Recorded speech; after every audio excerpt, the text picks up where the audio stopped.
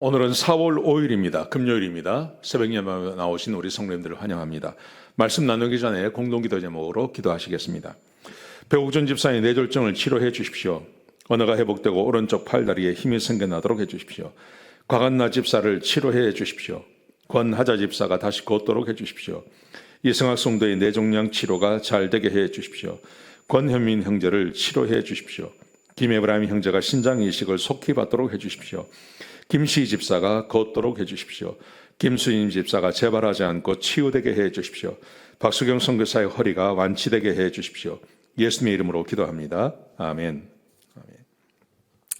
오늘 본문의 말씀은 열왕기상 2장 1절에서 12절까지 말씀입니다.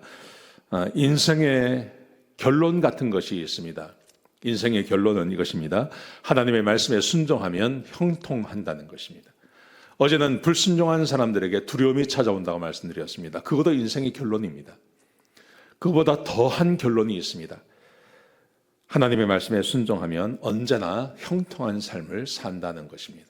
자, 어떤 내용인지 같이 한번 보시겠습니다. 보시면 다윗이 자기 아들 솔로몬에게 유언을 합니다.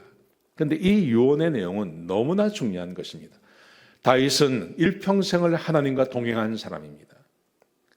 잠깐 어려움과 고난도 있었지만 그리고 늘 형통한 삶을 살았습니다.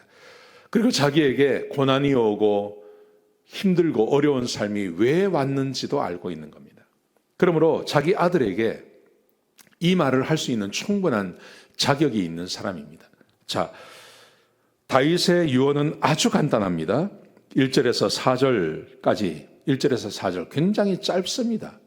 무슨 내용인지 같이 한번 보시겠습니다. 자, 솔로몬에게 명령을 합니다. 부탁하는 게 아닙니다. 솔로몬에게 명령합니다. 굉장히 중요한 일을 하는 거죠. 이렇게 말을 합니다. 너는 힘써 대장부가 되고 이 일을 열심히 행하라는 말이죠. 너는 힘써 대장부가 되라. 너가 평생 싸워야 할 일이 이 일이라는 것입니다. 뭘 해야 될까요? 3절에 보시면 하나님의 명령을 지켜 행하고 그 길을 행하며 법률과 계명과 율례와 증거를 모세의 율법대로 지키라. 이건 좀 빼줘. 하나님의 명령을 지키라. 그 길로 행하라. 법률과 계명과 율례와 증거를 모세의 율법대로 행하라. 한마디로 말하면 하나님의 말씀대로 살라는 겁니다. 하나님의 말씀대로 살아라. 하나님 말씀대로 살아라. 자, 그러면 하나님 말씀대로 살면 무슨 일이 있을까요? 내가 무엇을 하든지 어디로 가든지 형통할 것이다. 다윗이 실제로 이런 삶을 살았습니다. 하나님 말씀대로 살았습니다. 그래서 그는 아버지의 양을 치는 막내 아들에서 그 나라의 왕이 될 수 있었죠. 근데 왕의 자리에서 아들에게 배반당하고 도망가는 신세가 됩니다. 하나님의 말씀에 불순종했어요. 그래서 다윗은 알고 있는 겁니다. 하나님 말씀대로 순종하면 형통하고 하나님 말씀대로 순종하지 않으면 그러면 이 형통이 사라진다는 것을 알고 있는 겁니다. 이것은 너무나 중요한 것입니다. 여러분, 이게 보통 사람이 이야기했다면 들어도 되고 듣지 않아도 됩니다. 그런데 다윗 같은 사람이 하나님의 형통함을 누려봤고 그 형통의 자리에서 내려와 본 적도 있는 사람이 이 말을 한다면 우리는 이 말을 들어야 하는 겁니다. 여러분, 인생에 여러 가지 비밀이 있고 여러 가지를 말씀하십니다. 많은 사람들이 어떻게 인생을 살 건지를 이야기합니다. 여러분, 그런데 인생을 다 산 사람이 하나님의 정말 큰 복을 누려봤던 사람이 우리에게 이 말을 한다면 우리는 이 말을 믿을 수 있는 거죠. 하나님의 말씀에 순종하면 형통하고 하나님의 말씀에 순종하지 않으면 그 형통함이 없다. 두려움 가운데 살 수밖에 없다고 말씀하시는 것입니다. 우리 교회는 하나님의 말씀을 가르칩니다.